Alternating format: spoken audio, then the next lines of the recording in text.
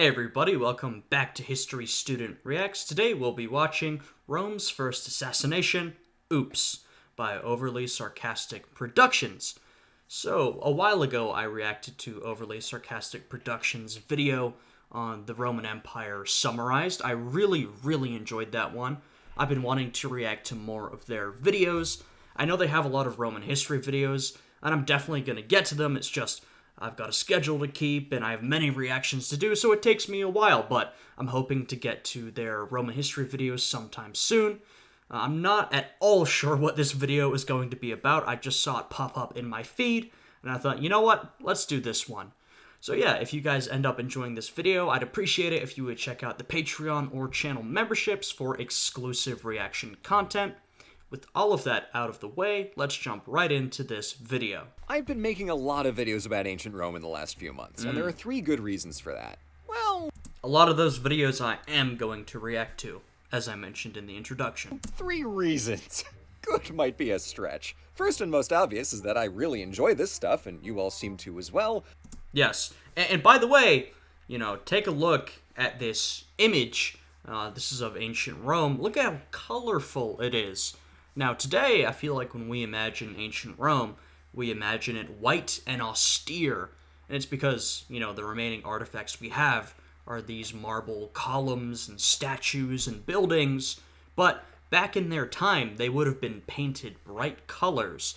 I always think that's sort of interesting to point out, and this picture reminded me of that. So always keep that in mind when you're thinking about ancient Rome. Ancient Roman society and Rome as a city was not this white, austere place. It was very colorful and lively. Rome is a fascinating civilization that offers us a wealth of topics to investigate as we celebrate their accomplishments and then revel in the dramatic irony as the cracks start appearing. Second, I had a form of long COVID earlier this year that sapped the old brain box for a few months, and I needed to work in familiar territory as I recuperated. On that note, please, dear God, stay up to date on your inoculations and remember your flu shots too. And third, but most importantly, it is currently the season of fall, and I will guiltlessly run this joke into the ground until we get to winter. So, well, we basically are at winter. As we wind down our season of Rome, let's also wind down the Roman Republic by starting what will become a lengthy and interminably painful trend, Roman civil wars. In the latter centuries, these hooligans got it down to a science, but today we'll topple the first domino. Yes, well, we've been doing a lot of reactions lately to Historia Civilis and other Roman history, where we've seen the civil war between Caesar and Pompey, and now we're beginning the post-Caesar civil wars. So, yeah, Rome did those civil wars and many civil wars afterwards, especially if you include the Byzantines, which I do. And introduced Rome to the concept of political assassination. To see how this can't possibly go wrong, let's do some history. By the mid-100s BC, Rome had become rather adept at exporting violence. In 146, it capped the... Okay, mid-100s BC. So Rome, we're still in the era of the Roman Republic, not the Empire, but at this point, Rome is already quite a powerful empire. They're very expansionist. They've conquered many other peoples. They're not even close to their fullest extent, but the Roman Republic is very powerful at this point, and it's on the up and up. The Punic War trilogy by burning the city of Carthage to the ground. Meanwhile, that very same year, the Roman army plundered, ransacked, destroyed, murdered, and/or enslaved every man, woman, child, and artifact in the city of Corinth to complete their conquest of Greece. This was a banger year for Rome's cartographers, who had the happy task of painting a beautiful shade of red all across Greece and North Africa, but it was a mixed bag at best for the new subjects, not citizens, who lived there. So as we can see, Rome extends from Spain all the way through Greece. It still has many other provinces to conquer, but it's kind of, at this point, on its way to its fullest extent, right? We can sort of see where it's going to end up, knowing the future, of course. Violence was a key ingredient of Roman statecraft abroad, and with such a thin line between the military and political establishments, we shouldn't be surprised when someone applies that same thinking to local politics. Uh-oh. Oh no! With that foreboding preamble out of the way, let's meet the Graca Brothers.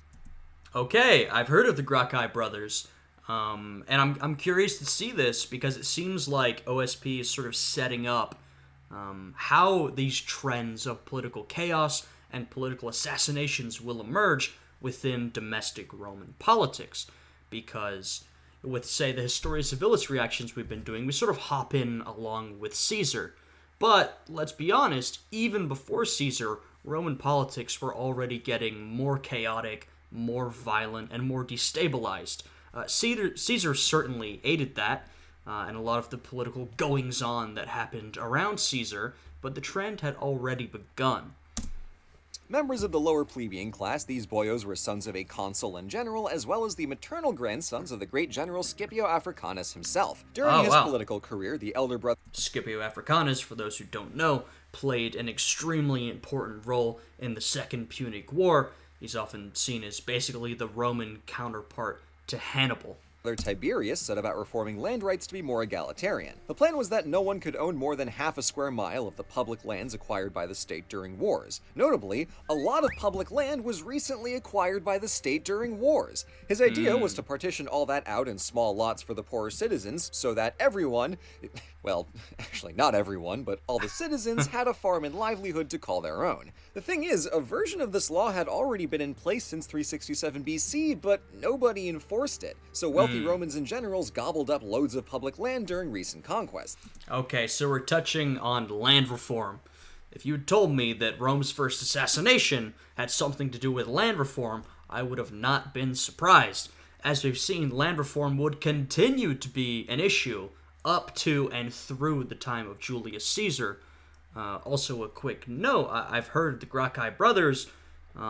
There's also another famous individual who took their name, Gracchus Babeuf, a radical politician, radical figure during the French Revolution, who's often seen as sort of a proto-communist or an early socialist type. So I'm beginning to see where he got the name. Naturally, the reason this law was ignored was the same reason Tiberius would have so much trouble getting it back on the books. Rome's old moneyest citizens tended to be senators, who had plenty to lose from a law that capped a considerable source of their family wealth. But Tiberius was not a senator himself. Rather, in 133 BC, he held the office of tribune. In centuries past, this was the only office available to the lower plebeian class, but generations of reforms and good old-fashioned bullying eroded the social, political, and financial barriers between patricians and plebeians. Yeah, I mean, over time, like he said, some of the barriers between patricians and plebeians had eroded, but of course there was still this elite, powerful patrician senatorial class. And so the tribunes of the plebs were basically, as the name suggests, they were the champions of the plebeians. They championed plebeian rights against the patrician class. And that's sort of what they'd been known for a while.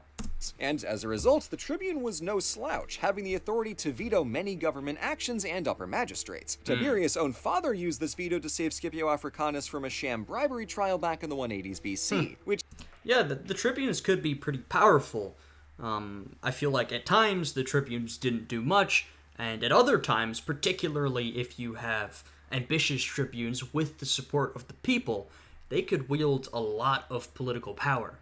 Which is supposedly why Scipio's daughter was swiftly betrothed into the Gracchi family. That particular sidebar will remain unexplored, but the relevant point is how Rome's weaponized gridlock pressured the Senate to act in the interests of the plebeians. Except this time, as Tiberius pushed his legislation through the plebeian assembly, the senators pressured an aristocratic-leaning tribune to veto it. This was legal, but had never been done before, and despite Tiberius's requests, neither the Senate nor the other tribune would budge. So Tiberius took a similarly unprecedented step and had the other guy deposed, voiding his veto and then finally passing the reforms with him and his family in charge of divvying up the plots to landless citizens. Now, with all that done, even for the Romans who liked these reforms, that last bit was a little shifty. A frivolous veto was one thing, but deposing a tribune and then passing a law with blatant conflicts of interests made Tiberius look dangerous. I mean, look, we've already seen that Rome was a very legalistic society. It was very proud of its laws, its traditions, and it, wanted to keep those things intact. Now, of course, if you fast forward about 100 years, we get to the time of Caesar and post-Caesar, Octavian, Mark Antony. Seems pretty ridiculous to say that the Romans valued their laws because every law in the book will be broken by the authoritarians to come. But it is true, Roman law was a big part of Roman culture, and it was definitely important to them. And just like that, Rome's proto-socialist fave became problematic. Proto-socialist fave. I mentioned that with Gracchus Babeuf, who was himself a proto-communist or an early socialist. So, very interesting description. The political machinations at play here are a fascinating showcase of how Romans began breaking constitutional customs before they got to outright breaking the Republic. But let's not get off track. I promised you a body count, so here is the fun part. Ooh. Fearing persecution once he left office, Tiberius took another unprecedented step of running for a consecutive second term as tribune, which his opponents interpreted as a tyrannical power grab on top of his existential threat to their wealth. Unfortunately for them, the land reform was popular, and Tiberius' enemies in the Senate figured he would win his re-election for tribune, so the Pontifex Maximus and several senators went over to the assembly with the intent to cause a ruckus and... Yeah, I feel like, honestly, Tiberius perhaps was threatening Roman law and Roman tradition, but at least from what I'm seeing here, it seems like he was more of a threat to the elite class, the patrician, and their and their privilege and their wealth. Seems like that's why he was more of a target. Stop the vote counting. But the ensuing scuffle got out of hand, and without any weapons, they grabbed what was available and subsequently beat Tiberius to death with clubs and chairs. As we will see later, stabbing Caesar with knives was one thing, but using chairs? Now that's a full-body workout. That takes intent and a good deal of persistence. Hey, there you go. If you thought Tiberius was dangerous and that he was ignoring the law of the Roman Republic, how about this? This is about 100 times worse. This was the first time the Roman instinct for violence had turned inward and spilled into Republican politics, and with that blood-red line so spectacularly crossed, boy oh boy, it would not be the last. Frankly, the senators were already in too deep to just go home and change, so they proceeded to kill another 300 of Gracchus's supporters, thus introducing... Holy shit. Whoa. Oh, that's a massacre. That is... Wow, that's remarkable. I did not expect such an explosion of political violence from, honestly, a relatively minor issue. But as OSP is saying, this political violence will very much become a trend in Roman politics. Introducing the concept of political martyrdom and removing any prejudice against the expediency of assassination. Now, with that point made, I mentioned Tiberius had a brother. That would be Gaius. Yep, well, they're known as the Graca Brothers, so I was waiting for the second one to arrive. And his story is... well, let's see for ourselves. Gaius was unfazed by his brother's grisly demise and embarked on even more aggressive reforms when he became tribune in 123. These new policies included redoing the provincial tax system so income went back to Rome instead of the governors, then using that new revenue to offer low-priced wheat for the Roman people. Elsewhere, he cut down on bribery in the courts and stopped the Senate from playing favorites with consuls. Hey, sounds like all good stuff. And yeah, I respect him for sticking to his guns. He's just seen his brother murdered, and yet he's still going on with political reforms. Gaius's consistent strategy was to prevent senatorial corruption by elevating the equestrian class to advisory positions and oversight roles in the Republic. Far more daring than Tiberius's little old land laws, this thicko slate of reforms touched nearly every level of government, from revenue to public programs and courts to consuls. Yeah, well, Tiberius's land reforms was certainly something designed to help the Roman people, at least Roman citizens, and it didn't seem that threatening to the senatorial class, even though they clearly felt threatened by it. Gaius here, his slate of reforms, is far more directly threatening to the privilege and power of the Roman patrician senatorial elite, right? So it could only be passed with big help. Gaius allied with the equestrians, offering them new authority and prestige in exchange for passing those laws to help the poor and make the Republic run smoother. That all sounds good and noble, but let's remember that Gaius's brother was f***ing assassinated, so the man justifiably held a grudge to... Yeah, that's kind of fair enough. And let's also remember, they made a comment there on screen about the equestrians just wanting to grab more power. That is often how these things go. It is rare we get a politician who is actually a genuine advocate for what they believe in. We can use Caesar, who, of course, comes much later as a good example. Caesar was a big reformer. He advocated for and passed many reforms. And I think he probably was a believer in many of the policies he passed, but he also wanted to increase his own popularity and his own power. So, even when someone does believe in the policy they're passing, there is always some element of wanting to grab power for yourself or wanting to increase your own position. There's sort of a spectrum. It's usually somewhere in the middle. Oftentimes we get people who don't care at all about the policy and just care about power, and I'd say very rarely we get someone who doesn't care about the power at all, or not at all, almost not at all, and cares entirely about the policy. To that end, he limited the Senate's power to prosecute without the Assembly's consent and forbade anyone deposed by the Assembly from holding any other office. On paper, that's a power grab for the Assembly, but those are also just reasonable laws, so despite all the reasons the Senate hated him, he remained extremely popular with the Roman people, securing a second consecutive term as tribune in 122. But it's here that Gaius played himself by Okay, so Gaius did what his brother couldn't. Raising the question of citizenship. Essentially, Rome was Rome, and proper Romans were citizens, but outside of Rome, the Latin-speaking population weren't citizens, and the other Italians in the peninsula had even fewer rights than the Latins. I mean, look at that. When we traditionally think of Roman citizenship, we think of the Italian peninsula first and foremost. Of course, Rome would extend citizenship to their territories over time, but at this point, Roman citizenship hasn't even been extended to the entire Italian peninsula. You know, that's a pretty crazy thing to see. Gaius sensed widespread discontent among these allied non-citizens and figured he could win them over by giving Latin rights to free Italians and making the Latins into full citizens. One could imagine how such a grateful new voting bloc would happily elect Gaius into everything forever, but now, once again, we have a marriage of good policy and a power grab. I think the extension of Roman citizenship was a good idea. It's something that Rome would continue to do, and I think helped with the empire's survival for a very long time. But this is also a pretty obvious power grab. If it's you that grants all of these rights and privileges to these people who previously didn't have them, of course they're going to be incredibly loyal to you. So, you know, an interesting mix of policy that one might actually believe in and, you know, one's drive for self-advancement.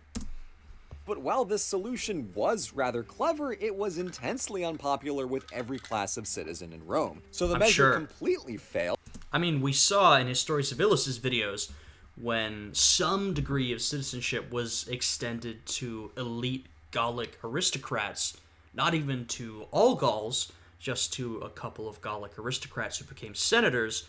That was quite unpopular. People really didn't like that. His popularity plummeted across the board despite his astounding reforms, and he handily lost his next election for tribune. Damn. Hey, hold on, this isn't an assassination, this is just realpolitik. Damn it. Wait, there's another page. Oh. Oh, yeah, okay, here we go. So, look, when you're talking about Rome, you're always in for a little more, right? one of Gaius's pet policies was setting up new colonies of Roman citizens in Carthage and Italy, so that proper Romans had a place to live in these shiny new provinces they killed so many people to get. But the new tribune proposed to dissolve these colonies, so Gaius triggered illegal protests about it, and in the ensuing scuffles, one of Gaius's supporters was killed. The Senate, horrified at the uproar, feared a classic Graca Brothers power grab, so they passed the Senatus Consultum Ultimum, an ultimate decree branding Gaius and his allies as enemies of the state and granting themselves the authority to strategically unalive them. God damn, I feel like with both of the Graca brothers, now, all I know about them basically is from this video, and maybe it's presenting them in a very flattering light. You guys can tell me in the comments, but from what I'm seeing here, it seems like, sure, both Graca brothers kind of went for power grabs. Not that that's really unusual, but it seems like the Senate's response both times was incredibly disproportionate. You know, they go straight to violence and murder. Pretty shocking, I think. And thus the senators partied like it's 133 BC. Gaius and his gang fortified themselves atop the Aventine Hill, so the consul raised a mob and brought soldiers within the city walls to go slash their way up. Sources differ on the details, as is tradition, but Gaius had likely fallen on his own sword by the time the Senate found him. So technically, he specifically was not actually assassinated. However, 3,000 of his supporters were absolutely murdered to death. Oh my god, that is, once again, a massacre, but this time of an even higher level. This is insane. death during and after the riot, and that handy purge left a template for targeted political violence that later Romans would be all too eager to follow. In the years after, nearly all of Gaius's laws were repealed, but the Republic could not escape him throughout its last century. His defining reforms remained highly contentious, and the political violence of his term became frighteningly commonplace. Oh, yeah. Decades later, the issue of citizenship erupted into the Social War in 91 BC, ending with all Italians getting full citizenship but nearly toppling the entire Roman state in the process. Meanwhile, well, as we know, for the next roughly 100 years, the entire Roman state was extremely shaky and vulnerable, but as we can see, I think Gaius was a bit ahead of his time. A lot of the things he advocated were, one, just good ideas, and two, would later come true.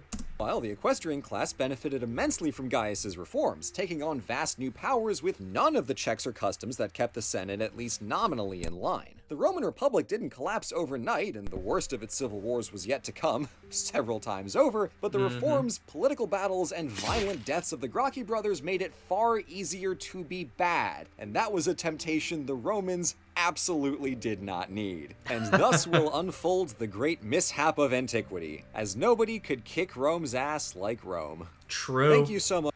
Very true. Yeah, so that was a quick one, but it was very interesting. Honestly, I'd love like a whole history of the period, though I know OSP does have a video, summarizing the Roman Republic, so maybe that will be more what I'm looking for, right? But it is interesting to see some of these trends beginning, the political violence, the mob violence, the executions that will become very common throughout the next century, and that we see, ramped up to 100 during the time of Caesar, Pompey, and what was to follow. But, and as I've been doing videos on guys like Caesar, I've always said, and we've always known, this is not something that started with him. A lot of people point the finger at Caesar, but these trends had already begun. It seems like the Graca Brothers were sort of an important milestone, maybe one of the beginnings of this sort of political violence. I'd definitely like to learn more about the Graca Brothers. They seem very fascinating. Like I said, I mentioned the Gracchus Babeuf, who is named after the Graca Brothers, and I can sort of see why now. That's an interesting connection, and they do seem like very interesting fellows who I think kind of got dealt a bad hand, to be honest. Like I said, sure, they were threatening the regular way of doing things and were perhaps threatening Roman law, but the response from the Senate both times, I think, was disproportional.